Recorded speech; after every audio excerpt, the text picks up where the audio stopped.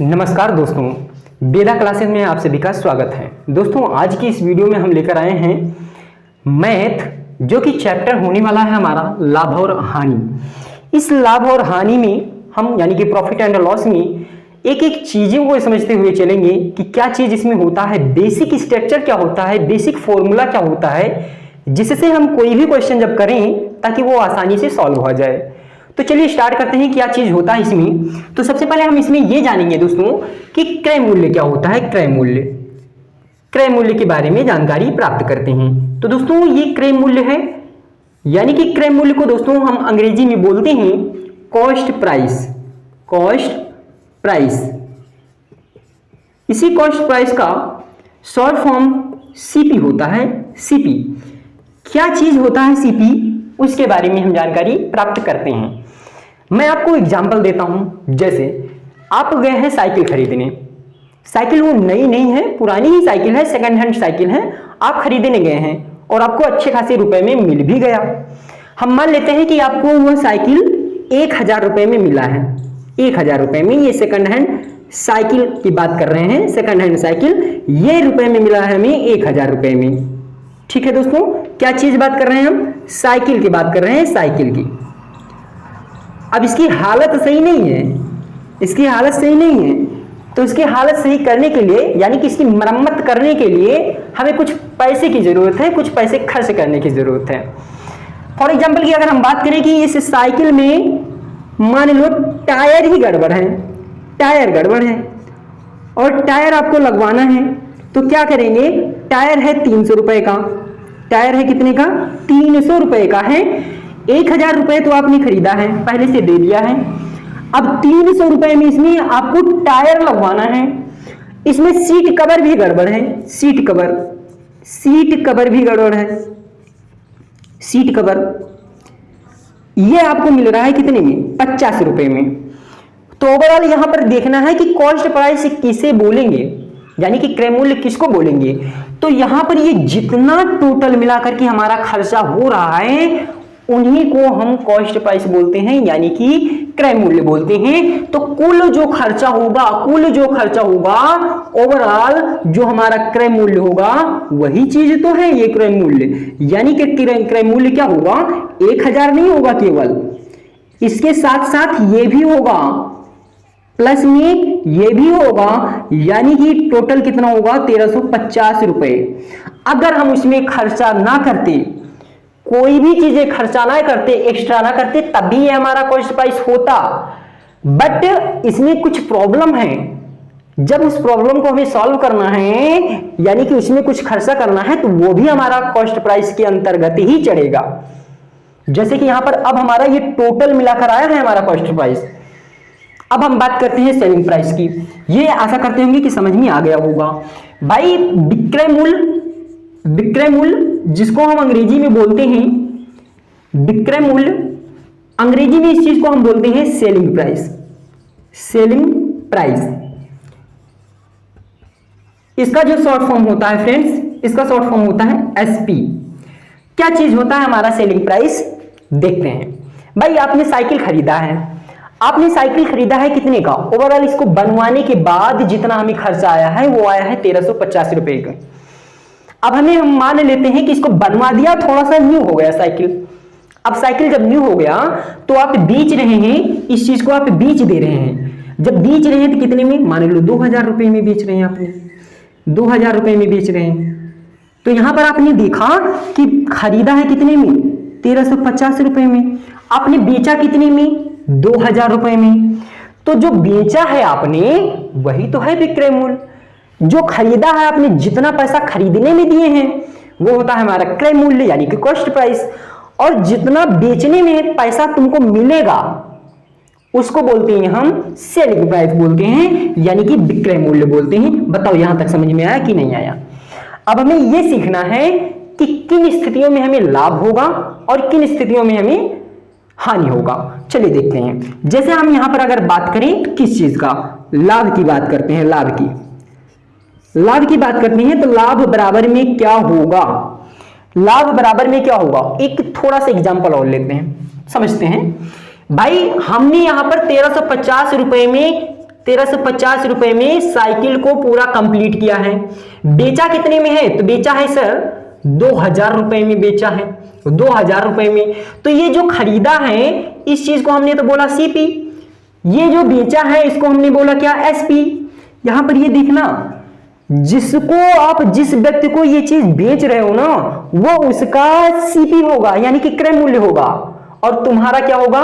वो तुम्हारा विक्रय मूल्य होगा। ठीक उसी प्रकार से आपने जिससे साइकिल खरीदा है वो तुम्हारे लिए तो वो हुआ क्या? तुम्हारे लिए तो वो सीपी हुआ, क्रय मूल्य, बट उसके लिए क्या होगा? उसके लिए होगा वो एसपी, यानी कि सेलिंग प्राइस होगा, विक्रय मूल्य होगा। ठीक उसी प्रकार से यहां पर सीखेंगे जो सीपी है हमारा, यानी कि 1350 रुपए, और 2000 रुपए क्या है? ये है हमारा पास विक्रय मूल्य। अगर हम यहां से बात करें, यहां से डिफरेंट निकालें, डिफरेंट, तो बोलेंगे सर यहां से अगर हम डिफरेंट निकालते हैं तो कितने? 650 रुपए का डिफरेंट आएगा, 650 रुपए का डिफरेंट आएगा। कहने का मतलब कि जो 650 आया है ये प्रॉफिट है आपका या लॉस है? भाई आपने 1350 रुपए का खरीदा है, बेचा आपने 2000 रुपए का, तो आपको प्रॉफिट हो रहा है ना। कहने का मतलब कि जब सीपी क्या हो? सीपी छोटा हो, एसपी क्या हो? एसपी का मान बड़ा हो, तब इस स्थिति में हमें क्या होता है? प्रॉफिट होता है। जो चीजें बड़ा होता है, बड़ा, उसको प्लस मानेंगे, प्लस, और जो चीजें हमें छोटा है, छोटा, उसको हम सब्ट्रैक्ट करेंगे, यानी कि घटाएंगे। जैसे कि यहां पर है ये सीपी है, ये एसपी है, तो सीपी माइनस एसपी करेंगे तब आपको प्रॉफिट मिलेगा, या एसपी माइनस सीपी करेंगे तब आपको प्रॉफिट मिलेगा। तो सर बोलेंगे आप कि एसपी माइनस जब हम सीपी करेंगे तब हमें जो है प्रॉफिट मिलेगा।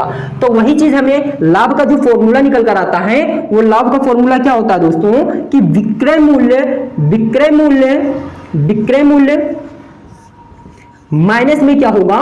माइनस में क्रय मूल्य के होगा, विक्रय मूल्य माइनस में क्रय मूल्य।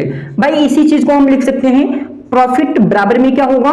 प्रॉफिट बराबर में एसपी माइनस में सीपी, एसपी माइनस में सीपी, ये चीजें होता है हमारा प्रॉफिट। भाई जब आपका ये सेलिंग प्राइस ज्यादा रहेगा और कॉस्ट प्राइस कम रहेगा तभी तो आपको लाभ होगा ना।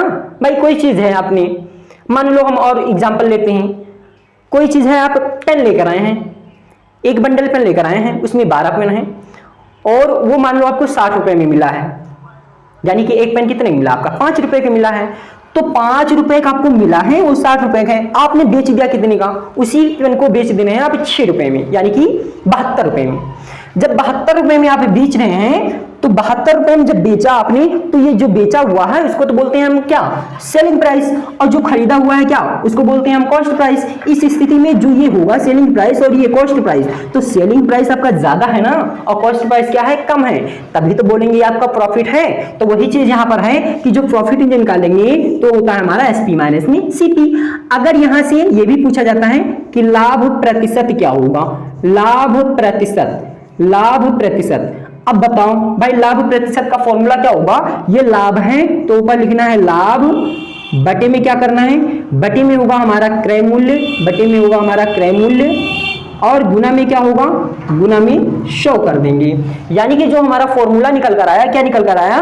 लाभ प्रतिशत बराबर में लाभ बटे में क्रय मूल्य गुना में ये 100, ये होता है हमारा लाभ प्रतिशत का। यहां पर क्रय मूल्य ही हम लेते हैं, विक्रय मूल्य तब लेंगे जब क्वेश्चन में बोला जाएगा, अन्यथा हम क्रय मूल्य का ही यूज करेंगे, नीचे रखते हैं। क्यों सर, क्यों भाई? क्योंकि क्रय मूल्य से ही आगे पता चलता है कि लाभ कब हो रहा है, हानि कब हो रहा है। तो आपको बेसिक चीजें मालूम होना चाहिए ना, कि क्या चीज है, आपका मूल मालूम होना चाहिए, रूट आपको मालूम होना चाहिए, तब आप बताएंगे कि ये चीज क्या है, हमारा लाभ है या हानि है। तो लाभ प्रतिशत का जो फॉर्मूला होता है वो होता है लाभ बटे में क्रय मूल्य और गुना में 100।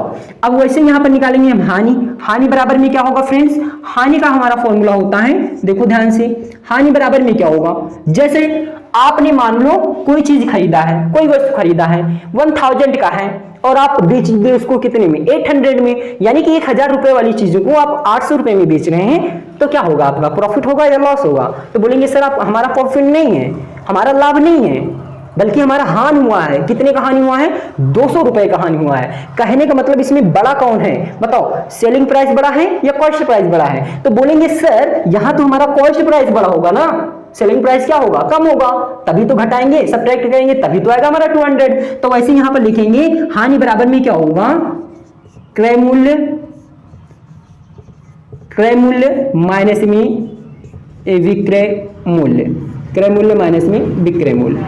इसी चीज को हम लिखते हैं फ्रेंड्स हानि प्रतिशत, हानि प्रतिशत फॉर्मूला क्या होगा, हानि प्रतिशत बराबर में एकदम सेम जैसे लाभ प्रतिशत था तो था हमारा यहाँ पर लाभ बटे में क्रय मूल्य गुना में 100, वैसे हानि प्रतिशत बराबर में होगा हमारा हानि बटे में क्रय मूल्य, हानि बटे में क्रय मूल्य और गुना में क्या होगा 100। ये चीजें होता है हमारा हानि का। तो दोस्तों यही बेसिक फॉर्मूला है, इसी फॉर्मूला के माध्यम से आप सभी चीजों को आसानी से सॉल्व कर सकते हैं, बहुत ही आसान तरीके से। चलिए देखते हैं क्वेश्चन।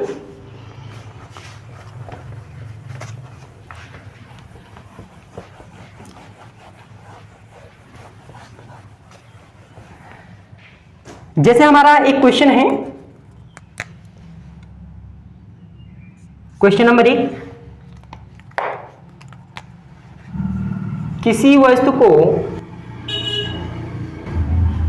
500 रुपए में, 500 रुपए में खरीद कर, 500 रुपए में खरीद कर 800 रुपए का बेच देते हैं, 800 रुपए का बेच देते हैं, बेच देते हैं, तो बताइए